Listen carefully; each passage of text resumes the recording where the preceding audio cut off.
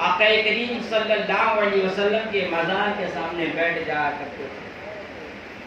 حضور علیہ السلام کا مزار سامنے ہوتا اور آپ وہیں پر بیٹھے رہا کرتے تھے۔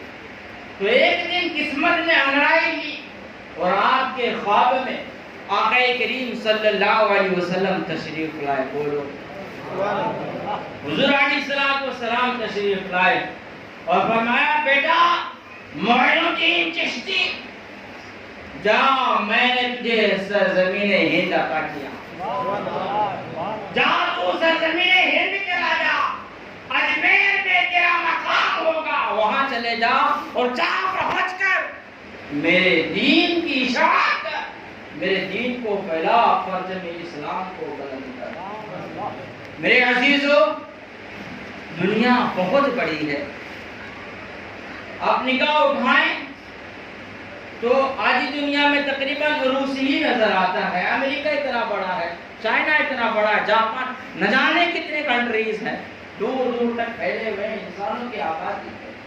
حضور علیہ السلام چاہتے تو آپ کو رشیا بھیج دیتے، امریکہ بھیج دیتے، جاپان یا کہیں بھیج دیتے، لیکن حضور نے آپ کو سرزمین ہند ہی کیوں بھیجا؟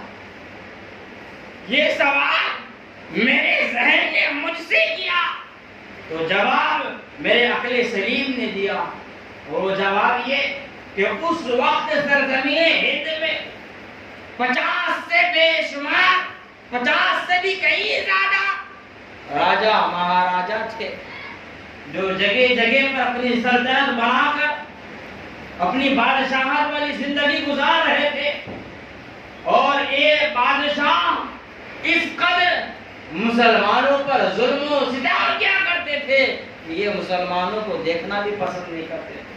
اور ان تمام میں سب سے بھیانک پرتھوی راج چوہان تھا۔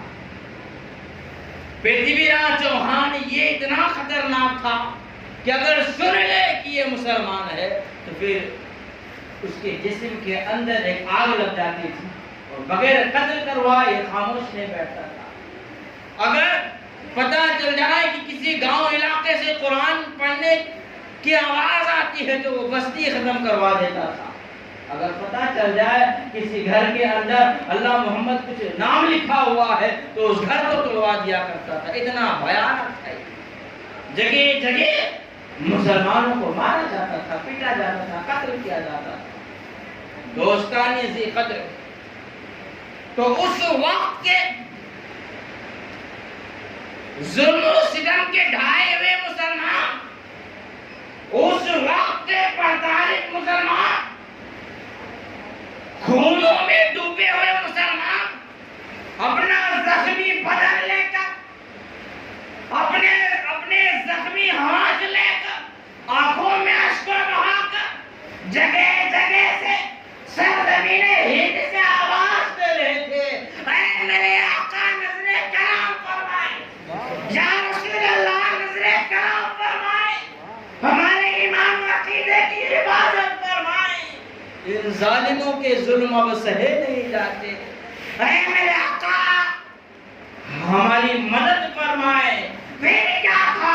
میرے آقا نے 45 ہند کے مسلمانوں کی صداؤں کو قبول کر لیا، وہ کہتے رہو اب تم گھبراؤ نہیں، گھبراؤ نہیں، تمہارے ایمان و عقیدے کی حفاظت کے لیے سرزمین ہند میں اسلام کے پرچم کو بلندی پر لہرانے کے لیے میرا نواسا نکل چکا، میرا نواسا معین الدین چشتی حسن سنگری مدینے سے نکل چکا ہے، قریب اجمیر پہنچے گا، جب پہنچے گا تو اس جیسا کوئی بادشاہ نہیں ہوگا، پورے ہند پر اس کی بادشاہت کا ٹنکا بجے گا، اور بج رہا ہے، ہم اپنے ماتھے کے نگاہوں سے دیکھ بھی رہے ہیں۔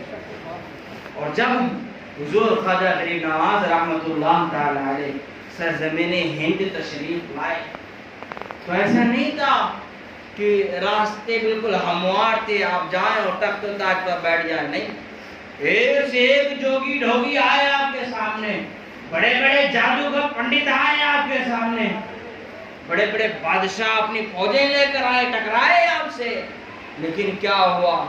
یہ سارے کے سارے پانی کے بلبلے کی طرح پھوٹ گئے. آئے ہو پھوٹ گئے. 90% لوگ جتنے بھی آپ کی بارگاہ میں آئے کلمہ پڑھ کر گئے. کلمہ پڑھ کر گئے. میرے عزیزوں